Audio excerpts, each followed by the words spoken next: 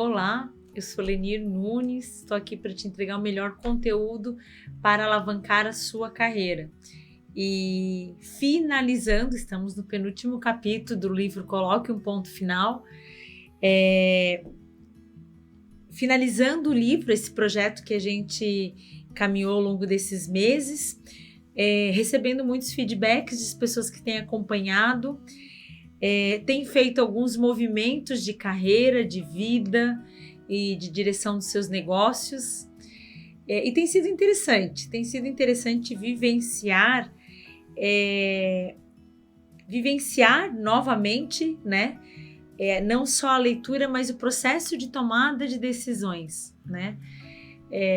E para mim tem sido também um período aí de algumas reflexões, de não ficar só, né, na comoção aqui da leitura e no quanto ela impactou a vida de muitas pessoas, para o próprio Henry compartilhar isso conosco, mas ir para a ação, né, no sentido de, ok, onde cabe isso na minha vida e onde eu consigo me conectar de fato e agir em prol de alguma melhoria, né? Seja na minha vida, seja numa rotina que impacta a vida dos outros, né? E eu até comentei num evento essa semana que a gente estava presente acerca do capítulo 9, o quanto mexeu comigo e o quanto eu tomei algumas decisões também. Então, é muito bacana, porque tenho recebido feedbacks, ou seja, o livro tem trazido reflexões e envolvido, né, ou movimentado para ação para algumas pessoas, mas também tem servido para mim, né, tem sido bem relevante para mim. E o capítulo 12, né, o penúltimo capítulo, ele falou muito sobre aceitar o sofrimento e metabolizar esses finais necessários. E o capítulo 13, né, o penúltimo capítulo, ele vai falar de sustentabilidade. Faça um inventário do que está esgotando seus recursos. E aí eu imagino assim, Lenir, os meus recursos, a minha energia já está lá no pé. E eu ainda vou encontrar tempo para registrar isso que está me consumindo. Eu vou fazer essa parada para identificar, né, o que está consumindo o meu recurso? Sim, porque na medida que a gente materializa, né, a gente se predispõe a anotar e a refletir sobre esses pontos, a gente acaba tendo também, e gente, isso não é minha fala, não é o próprio Henry, mas é a própria neurolinguística, né? Ela vai, de alguma forma, materializando, eu vou mirando essa ação, eu vou materializando essa ação com a escrita. Então, ela pode proporcionar, gente, esse exercício de buscar, nós encontrarmos algumas alternativas, né? Quantas vezes a gente, ao falar algo para alguém ou compartilhar um desafio para alguém, teve um insight da decisão, ou teve um insight de puxa, como é que eu não tinha pensado nisso? Porque na medida que a gente verbaliza ou que a gente registra, a nossa mente ela começa a trabalhar em favor daquele processo, né?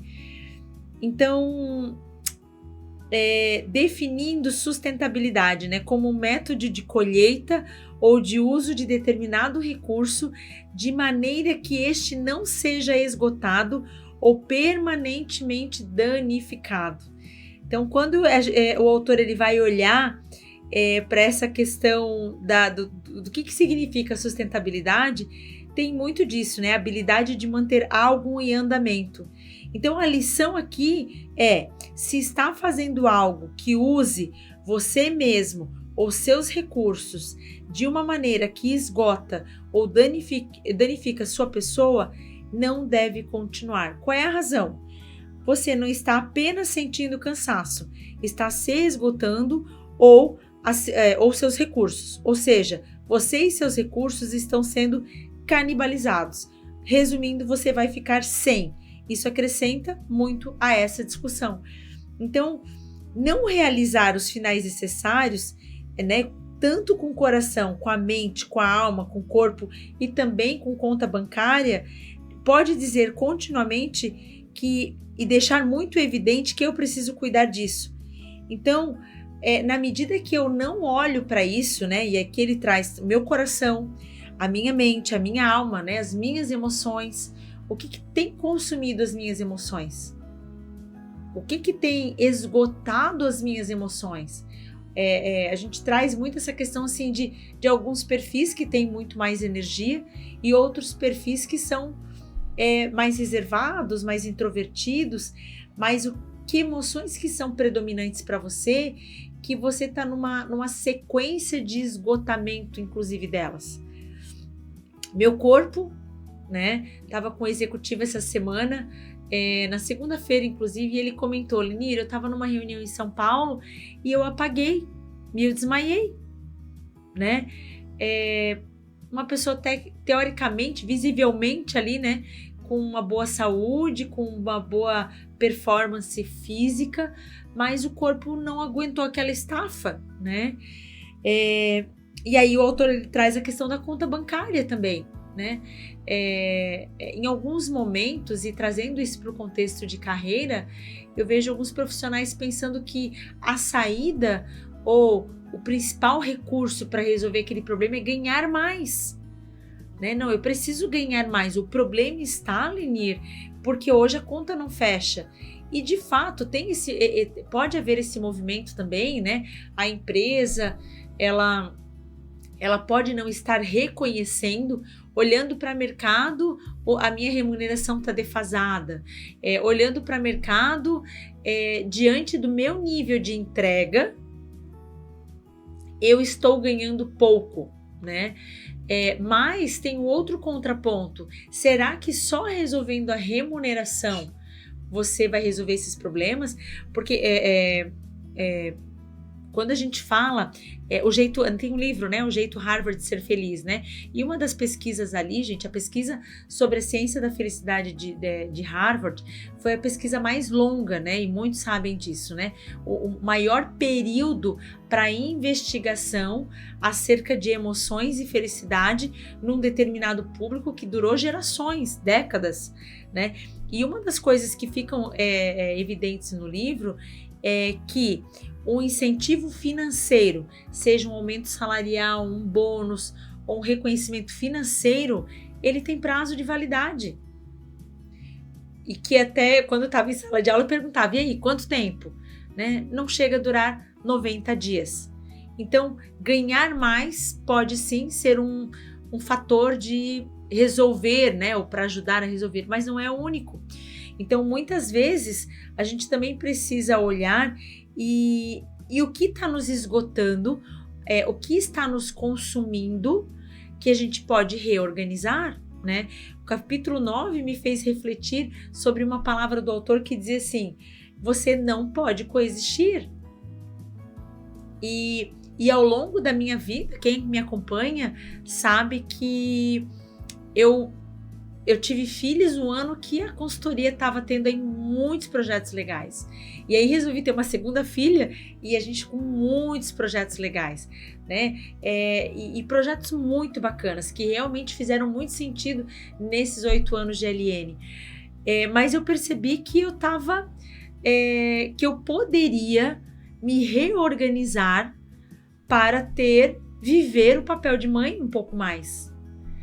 E é muito desafiador, gente, por mais que seja a minha área de estudo, a minha área de pesquisa, como conselheira de carreira, eu percebi que não é negativar nenhum papel, mas muitas vezes pensar assim, dá para dosar diferente esse negócio aqui, né? E eu fiz isso este ano de forma geral, e ano que vem ele vai perpetuar, e talvez por alguns anos, né? Como? Precisei abrir mão de forma direta do papel da docência, não abrindo mão da sala de aula, né? Estou lá, tenho alguns projetos, esse ano a gente caminhou com alguns projetos mais pontuais, mas aquela frequência eu precisei pausar, né? E eu lembro claramente, no mês de agosto, eu estava indo, ano passado isso, né? Indo lecionar numa turma de pós, uma disciplina que eu era apaixonada, e aí eu pensei, puxa, podia ter algum sinal, algum aluno, né, trazer algum elemento de descontentamento da aula para eu abrir mão desse papel, né? E, gente, foi em milésimos segundos eu pensei, peraí, eu estou tentando terceirizar a decisão de fazer esse movimento, quando o protagonismo é meu, a escolha é minha, e esse movimento precisa ser meu. E naquele dia mesmo eu comuniquei para os alunos que faria essa pausa, né?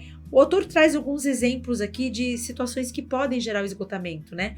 Um CEO ou um patrão que conduz seus colaboradores em direção a uma estratégia que exige que eles estiquem continuamente suas habilidades, de maneira a ficarem esgotados e perdidos. Ou um proprietário de empresa que exige demais no dia a dia para fazer com que seu empreendimento continue e por isso começa a adoecer. Um cônjuge que tenta continuamente aceitar e perdoar o comportamento de um parceiro nervoso ou desrespeitoso, de maneira que perde a noção da pessoa, do relacionamento e do próprio amor. Um empreendimento que tem um grande começo, mas os custos são maiores do que os planejados e o dinheiro vai sendo consumido cada vez mais rápido. Durante o período de transição entre um emprego e outro, ou com vencimentos reduzidos, o indivíduo ou uma família continuam a viver com o mesmo padrão de antes, quando os aportes eram maiores. E isso fica muito evidente. Alguns profissionais que querem fazer alguns movimentos, mas não querem fazer os ajustes, né?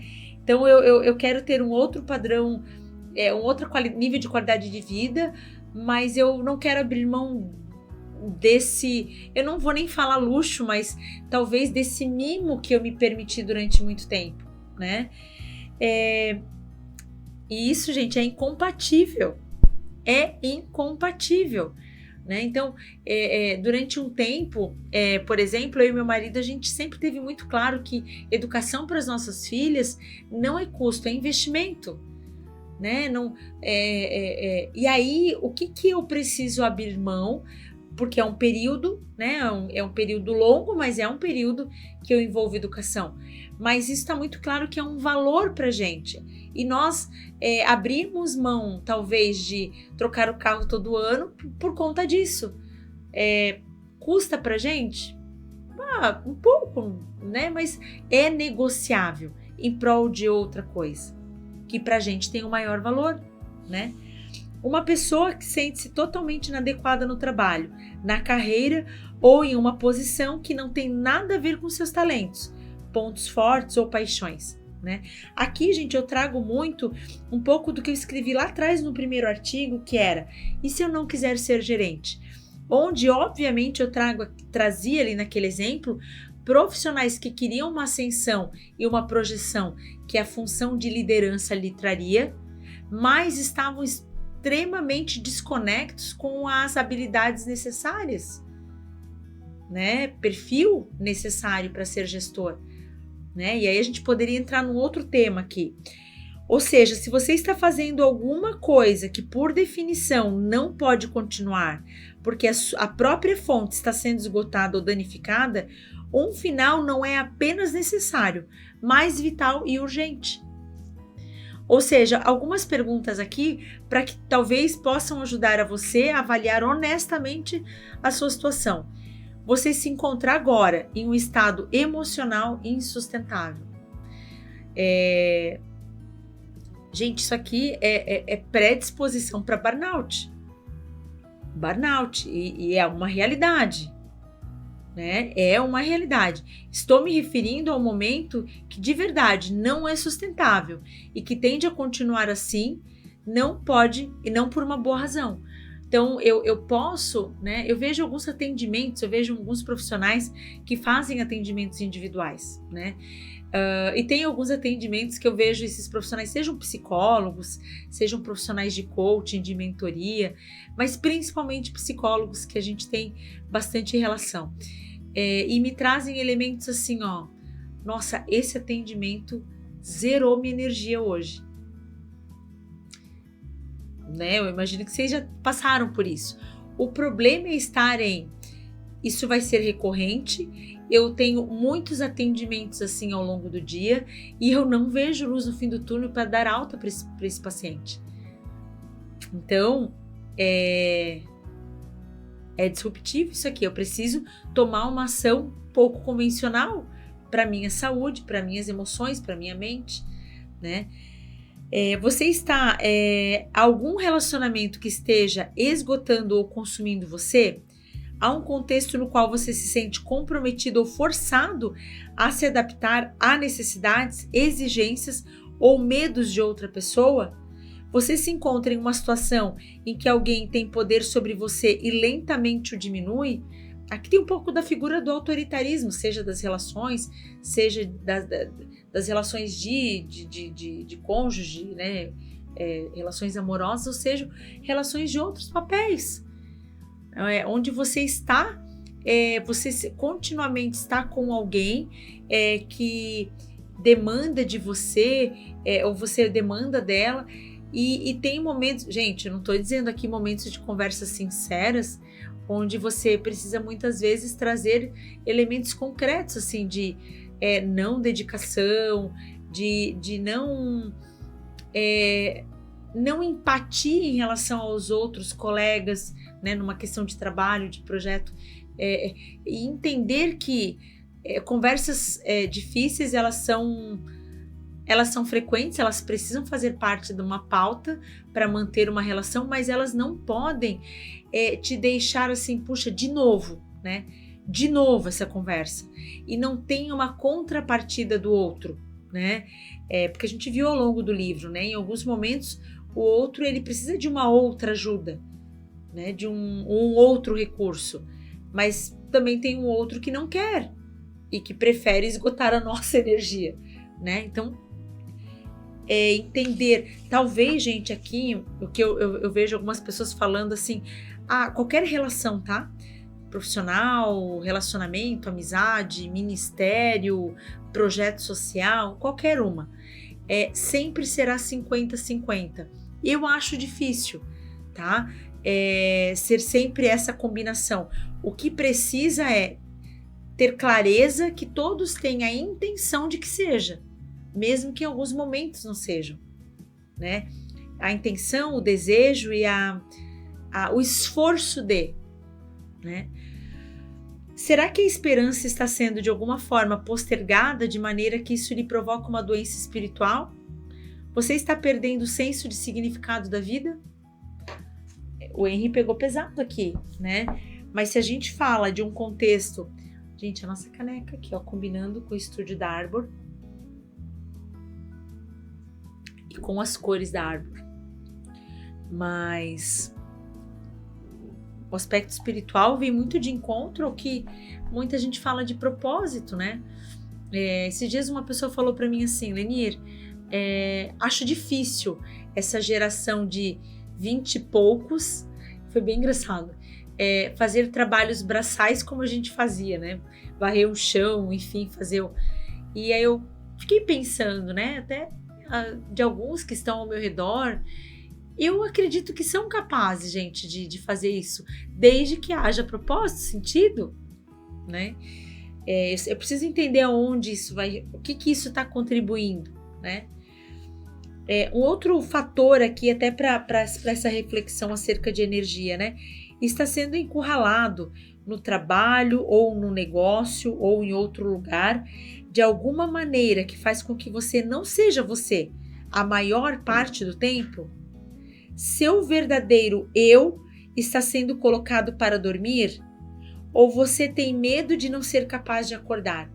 E aí é bem interessante, porque assim, em alguns momentos a gente se sujeita a algumas ações em prol de outro ou de outro, né? Mas desde que isso não anule quem você é, né? Tá tudo bem, né? A gente se sujeitar às vezes a um mutirão, a uma ação, e a gente às vezes até se descobre em outras habilidades, né? Mas desde que isso te desperte algo diferente, não Poxa, mas eu poderia estar fazendo isso aqui que eu sei muito melhor. Lembre-se de que não estou falando de sacrifício ou de outros tipos proativos de decisão que uma pessoa toma para evoluir. Todos nós fazemos isso e é uma exigência importante para a maturidade, né? Faz parte do processo muitas vezes a gente se negar, né, em prol de algo. E eu penso muito aqui não só da maturidade, mas da maternidade. Mas escolhemos caminhos difíceis por boas razões. Acontece que eu estou falando de um estado passivo e negativo, em que você se encontra em determinado período, um estado sem benefícios e nada além de resultados reduzidos. Isso não é sustentável. Portanto, faça um inventário e observe o que é negativo em qualquer uma das categorias da vida. Pergunte-se onde você estará no primeiro, no segundo ou no terceiro trimestre em que estiver esgotado ou completamente empobrecido. Aquilo te zerou. Aquele comportamento. E aqui eu gosto muito de pensar, né? O próprio autor ele traz isso, a questão das estações. Nós podemos estar no inverno, mas precisamos entender o que o inverno está provocando de mudanças nas nossas vidas. Aqui a gente poderia trazer assim inúmeros exemplos, né? De profissionais que a gente falou do burnout, né? A gente poderia falar do assédio moral também, né? Eu brinco que existem períodos que o negócio sofre desafios, períodos do mês. Eu vejo varejo agora, final do ano, é muito nervoso para todo mundo. Varejo, principalmente varejo. Auditoria, né? A área de janeiro é desumano, né? Trabalhar em algumas áreas das empresas que precisam fechar balanço. Mas a reflexão que eu quero trazer aqui do penúltimo capítulo desse livro se você consegue enxergar que isso é por um período e que isso é um momento e que isso pode ser um estado de esgotamento mental do outro. Agora, se você não consegue enxergar isso como um ciclo que você percebe que isso é só com você também, né? Não é uma característica do negócio ou da empresa, mas isso também é só com você, a pergunta é: o que mais precisa acontecer ou o que precisa cometer para você fazer uma escolha? Será que você vai ser daquele grupo que diz assim, gente, às vezes precisamos nos sujeitar para algo por um momento? Mas se você é aquele que vai dizer assim, se a empresa me demitisse hoje, seria um grande favor. A pergunta é, por que a empresa precisa te demitir? Porque você não pode tomar uma ação nisso. Para pensar. Gravaremos em breve, compartilharemos em breve o 14º capítulo desse projeto tão incrível. Coloque um ponto final.